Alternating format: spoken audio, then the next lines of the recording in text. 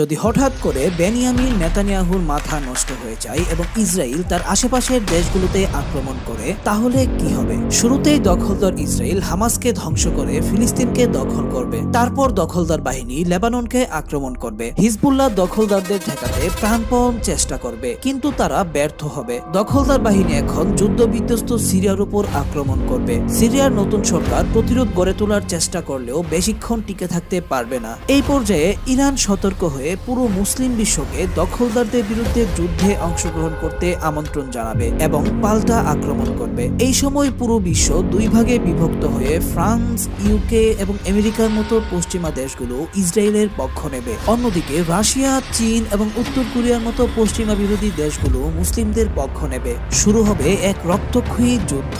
এই যুদ্ধে শুরুতে দখলদার বাহিনী অগুছালো মুসলিম বাহিনীকে পেছনে ফিরতে বাধ্য করবে, কিন্তু ইমানদার মুসলিম বাহিনী পুনরায় একত্রিত